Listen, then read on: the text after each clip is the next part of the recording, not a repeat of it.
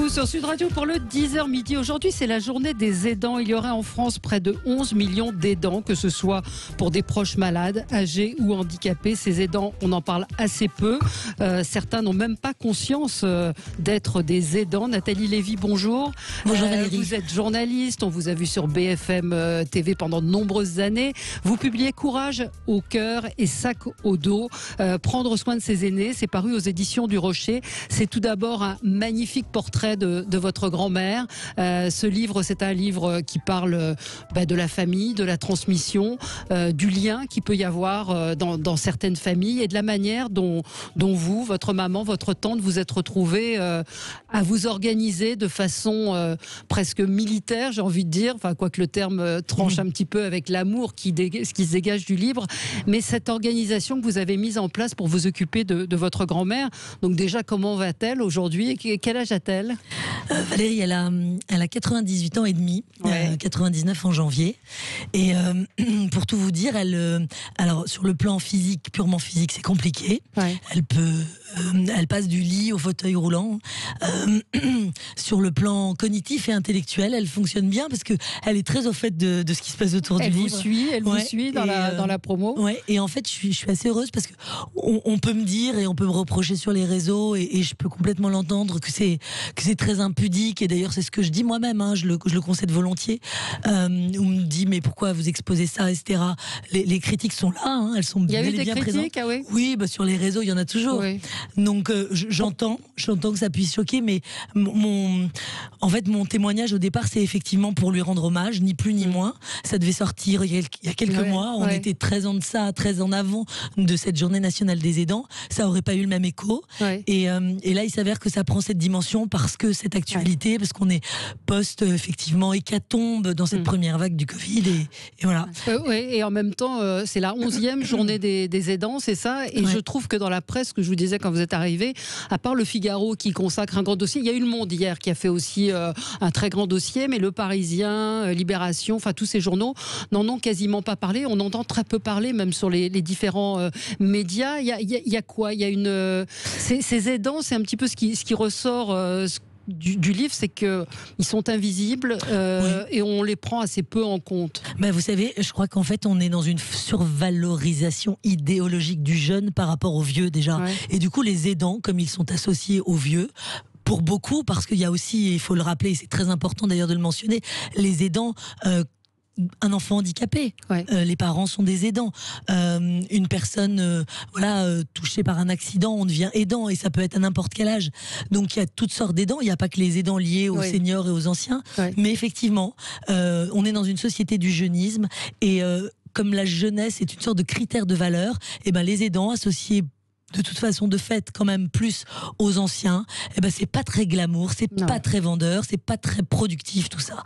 Et donc on n'en parle pas. Et puis les aidants, ce sont ces invisibles qui font tout, qui sont capables d'être partout à la fois, mais effectivement qui font très peu de bruit. Et qui s'organisent tout seul, quoi. C'est aussi ce qui... C'est quand on décide de s'occuper, là, dans votre cas, c'est de votre grand-mère, mais quand on décide ou qu'on n'a pas le choix, qu'on est obligé de s'occuper d'un proche comme ça bouleverse complètement... et la vie personnelle, la vie professionnelle. On va en parler. Sophie Cluzel, ce matin, annonçait, dit que le président de la République est très concerné, ainsi que Madame Macron. Mais ça bouleverse... toute la vie de ceux qui sont là et qui sont épuisés. C'est ce que vous racontez aussi dans le livre. Vous craquez à certains moments. Oui, et encore, vous l'avez dit, je crois, j'ai vraiment un privilège inouï. D'abord, on est un trio. Voilà, on est un trio, donc ça forme vraiment un quatuor avec mamie à l'intérieur. Et puis, on a maintenant le soutien aussi d'aide d'auxiliaires de vie, ces AVS, qui sont des femmes extraordinaires, qui sont dans une dévotion, dans une bienveillance pour beaucoup d'entre elles, qui sont mésestimées, qui sont sous-valorisées, qui sont très mal payées, et aujourd'hui qui nous prêtent main forte parce qu'on ne pourrait pas s'en sortir. Il faut un soutien de nuit aussi pour ma grand-mère. Mais effectivement, ces aidants familiaux et ces aidants professionnels, les aidants familiaux, c'est des vies qui sont chamboulées. Vous savez, Valérie, il y a en moyenne 220 km entre un aidant et un aidé. En région, typiquement, quand vous avez votre grand-parent, votre mère ou que sais-je, eh ben, il faut parcourir plus de 200 km. Ça veut dire l'essence, ça veut dire la fatigue, ça veut dire la fatigue nerveuse, ça veut dire l'organisation. Et donc, pour ces aidants familiaux, c'est un sacerdoce. Outre, effectivement, l'anxiété de l'aider ou son agressivité parfois, parce qu'il est dans une forme de confinement à domicile quand il est très dépendant. Et donc, ça engendre effectivement chez lui une grande anxiété, une grande nervosité, voire agressivité, qui est reportée sur l'aidant, qui du coup est exsangue et qui donc doit jongler. Et ce sont des mots physiques, des mots moraux et une grande lourdeur, effectivement, qu'il faut prendre en compte. Alors, maintenant, il y a ce congé aidant, mais c'est un petit pas. Oui, c'est un tout petit pas. Mais c'est vrai que moi, je l'ai trouvé très, très, très digne. Au contraire, votre livre, je n'ai pas trouvé que c'était impudique. Je l'ai trouvé digne et vous dites les choses. C'est-à-dire qu'il y a des moments où votre grand-mère, elle est désagréable. Et les personnes âgées peuvent être désagréables aussi. Et vous évoquez aussi un sujet dont on parle très peu sur les aidants à domicile et sur ce qui se passe. Parce que tout le monde, beaucoup de gens ont envie de garder leurs proches près d'eux. Encore une fois, ne parlons pas que des personnes âgées, mais la qualité des AVS n'est pas toujours au rendez-vous. Et vous dites, vous venez de le dire, c'est pas assez valorisé, mais il y a une maltraitance aussi des personnes âgées. Vous donnez l'exemple d'une voisine dont l'aidant arrive très tard pour les repas. Et ça, on n'en parle pas du tout de cette maltraitance à domicile. Oui, vous savez, c'est un peu dans les deux sens. C'est-à-dire que, effectivement, j'ai pu assister à des scènes quand même assez édifiantes où une dame âgée qui est ma voisine est effectivement laissée quasiment nue sur son lit parce qu'elle fume sa cigarette ou elle est au téléphone, cette aidante, cette auxiliaire de vie. Je pense qu'il y a une vraie responsabilité de la part du gouvernement d'abord de revaloriser cette profession et cette filière parce que sans cette revalorisation, on n'aura pas des personnes impliquées et on n'aura pas, en fait, vous savez, c'est toutes ces agences de services qui fleurissent un peu partout en France, ces agences de services à la personne dans lesquelles malheureusement les dirigeants de ces agences, les responsables ne vont pas toujours dans les foyers pour accompagner l'aidant, l'auxiliaire de vie, pour voir quel est le type de foyer, quels sont les besoins, comment on organise ça, est-ce que l'aidant correspond bien à l'aider, etc., etc.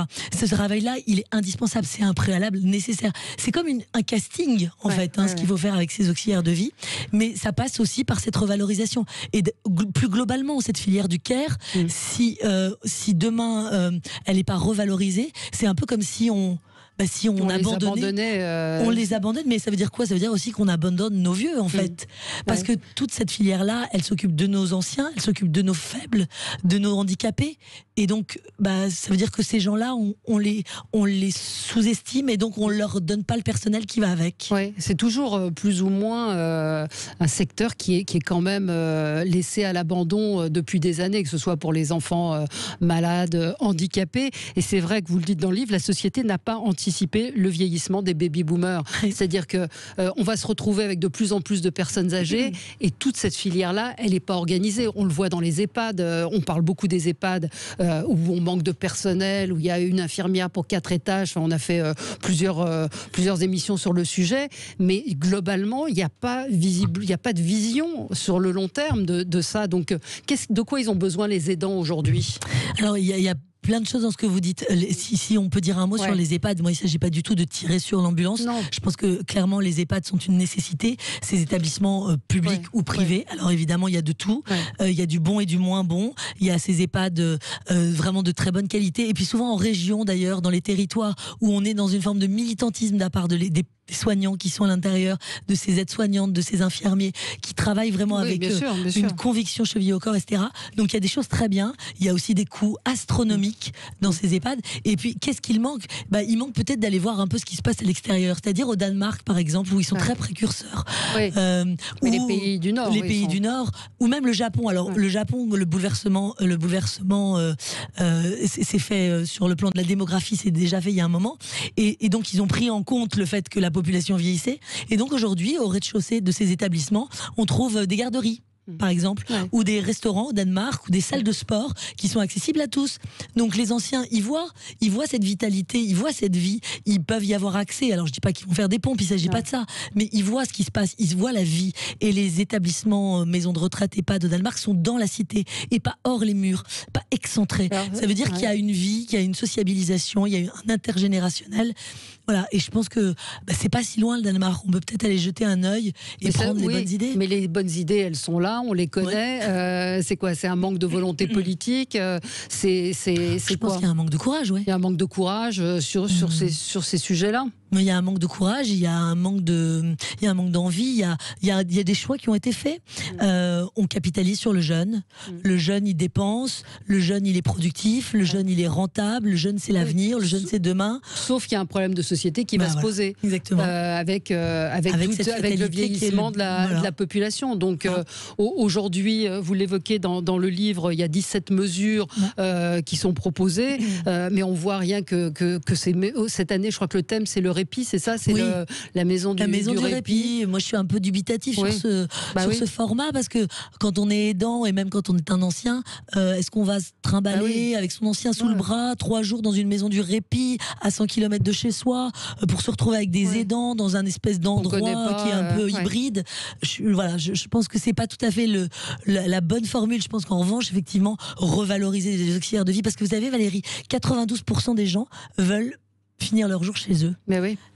C'est un béaba, non? Ça semble une évidence de vouloir partir dans ses meubles, dans ses photos de famille, etc. Donc, si on veut que ce soit possible pour nous, parce que demain, nos enfants ne pourront pas nous prendre en charge, ils auront déjà nos dettes. Ça coûte très cher, il faut le dire aussi. Ça coûte très cher, il faut le dire. Donc, si on revalorise, si l'État met évidemment la main au porte-monnaie pour revaloriser ces personnels-là, on aura peut-être une chance, puisque 2060, un tiers de la population aura plus de 60 ans, de pouvoir finir nos jours dans les meilleures conditions. Oui, un budget de 400 millions d'euros sur 3 ans pour accompagner ces aidants qui, je le disais en introduction, n'ont pas conscience parfois d'être des aidants. C'est ça aussi qui ont cette charge. Vous, encore une fois, vous racontez, et je trouve que à ce titre-là, c'est intéressant, vous racontez de façon très personnelle comment ça a bouleversé même votre vie professionnelle, comment vous êtes organisé pour aller la voir le matin, le midi, et que c'est pas un effort, c'est-à-dire que c'est que c'était naturel dans votre famille. Votre grand-mère est née en Algérie. Il y a un lien très fort dans votre famille. C'est pas le cas de toutes les familles. C'est pour ça que je parle de privilège et que souvent, très souvent maintenant, dans toute la promotion qui est faite autour du livre, et merci de me donner la parole d'ailleurs, mais je trouve ça quand même très immodeste et très impudique, parce que c'est vrai que j'ai beaucoup de chance. On est dans un format matriarcal où la sororité. Ce sont souvent des femmes. Voilà, de toute façon, 57% sont des femmes. Mais c'est vrai que j'ai beaucoup de chance. J'ai une grand-mère qui est encore vaillante intellectuellement, qui nous aime infiniment et depuis toujours. Donc c'est beaucoup plus facile de s'occuper de quelqu'un avec qui ça fonctionne. On peut échanger. Mais quand effectivement, quand il y a un Alzheimer, quand il y a vraiment une perte de repères, etc. Évidemment que le compte n'y est pas et qu'on a besoin peut-être de placer cette personne ou de s'organiser autrement. Nous, on a toujours ce lien intellectuel, et donc on peut pas la trahir et la placer ou se mettre à distance d'elle. Mais les aidants, c'est une dynamique qui est compliquée, c'est difficile de se reconnaître dans ce statut. Est-ce qu'on est aidant parce que combien d'heures on passe avec cette personne? Il est compliqué de ce statut d'aidant, il est compliqué à définir. Quelques remarques. Claudine nous dit il est important de s'occuper de nos anciens. C'est une société bien triste que de les abandonner comme la société actuelle le fait. Et une autre, Brigitte, nous disait qu'elle avait lu hier qu'un couple de 80 ans était mort. La femme était atteinte de la maladie d'Alzheimer. L'homme a tué sa femme et s'est suicidé après. Et c'est vrai que la maladie d'Alzheimer en particulier, c'est une charge terrible pour celui qui est là, parce que, comme vous le disiez, il a plus toute sa tête. Et que c'est très compliqué à gérer. Bien sûr, quand on est comme ça en distance intellectuelle et cognitive et qu'il n'y a plus de lien, c'est ça. Ce que vous dites également, sans aller jusqu'au Danemark, c'est qu'il n'y a même pas de guichet unique en France. C'est-à-dire que vous racontez ce labyrinthe absolument hallucinant quand on est confronté à ça, qui est dingue. C'est-à-dire selon que vous avez un enfant handicapé, une personne âgée, un accident orienté. Il n'y a pas C'est pas chapeauté, effectivement. Il n'y a pas une lecture évidente. On ne sait pas. Il y a énormément d'associations aussi que je voudrais saluer d'ailleurs qui font un travail extraordinaire et qui essayent de mettre en place différents dispositifs. Il y a des dispositifs en fait. Il y en a plein, mais vous savez, c'est comme le millefeuille administratif. On est un peu pareil dans le cas des aidants. Il y a des possibilités, il y a des choses qui sont faites, il y a des avancées, mais tout est comme ça, un peu tentaculaire, un peu désordonné, et c'est très compliqué tant pour les handicapés que pour les seniors. Et puis vous savez, d'un mot sur le congé aidant. Oui, le congé aidant, c'est ce que dit aussi Brigitte. Oui. Les congés familiaux pour s'occuper d'une personne malade en fin de vie n'est que de 3 mois, ce n'est pas assez. Oui, c'est ça. Je voudrais juste dire un truc. D'abord, c'est très important. C'est un premier pas et il faut saluer ce premier pas. Maintenant, l'indemnisation de ce congé aidant de 3 mois fractionnable, ce qui veut dire qu'on peut prendre une demi-journée par-ci, une demi-journée par-là. Il y a 2 choses. D'abord, quand on a un enfant handicapé, c'est à vie, me semble-t-il. Donc, qu'est-ce qu'on fait de 3 mois C'est rien. Ensuite, quand on a un parent qui va être touché par Alzheimer et que ça va démarrer à l'âge de 56 ans, par exemple, je dis n'importe quoi, et que ce parent va être en vie jusqu'à 78, pareil, 3 mois, qu'est-ce que vous en faites? C'est rien. Cette indemnité, 43 à 52 euros, selon que l'on soit en couple ou une personne célibataire, c'est 43 à 52 euros, vous faites le calcul par mois, ça représente 800 euros par mois. Sachant que le salaire de l'aidant n'est pas maintenu, qu'est-ce que vous faites de 800 euros par mois quand vous êtes une personne modeste? Impossible. Donc, qui va prendre ce congé aidant?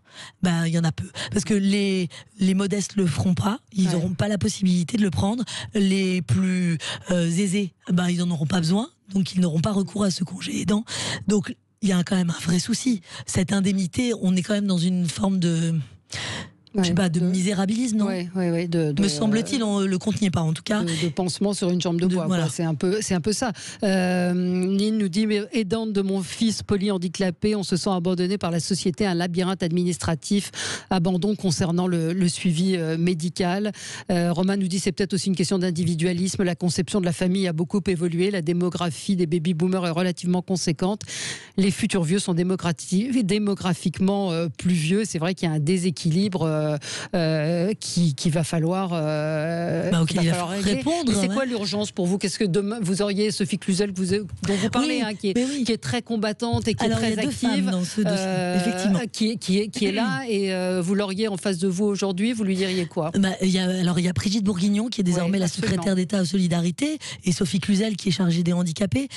J'ai rencontré Brigitte Bourguignon, je lui ai dit voilà, 3 mois c'est insuffisant, bien sûr c'est un premier pas, mais il faut arrêter d'être dans l'incantation, aidons les aidants. C'est bien une journée nationale, mais bon, la presse n'en parle pas, vous l'avez dit Valérie, et puis demain, voilà. Donc non, il y a une urgence, c'est revaloriser un peu plus encore ce congé, parce que c'est impossible aujourd'hui, et puis donner un vrai statut aux auxiliaires de vie, et puis sans doute passer par la décentralisation. Je pense que c'est une question qu'il faut voir au territoire. Dans les territoires, on sait combien on a de seniors, on sait quels sont les besoins. Il faut arrêter de penser tout depuis Paris, non? Oui, ça c'est tout à fait vrai. Courage au cœur et sac au dos. Je vous conseille vraiment la lecture de ce livre. C'est paru aux éditions du Rocher, Prendre soin de ses aînés. À la fois, c'est une histoire de famille. C'est un livre, encore une fois, très digne et très touchant sur l'amour, le lien très fort que vous avez avec votre grand-mère, et puis sur ces moments parfois difficiles qu'on peut rencontrer quand on est aidant. Merci beaucoup Nathalie Lévy d'être venue ce matin sur Sud Radio.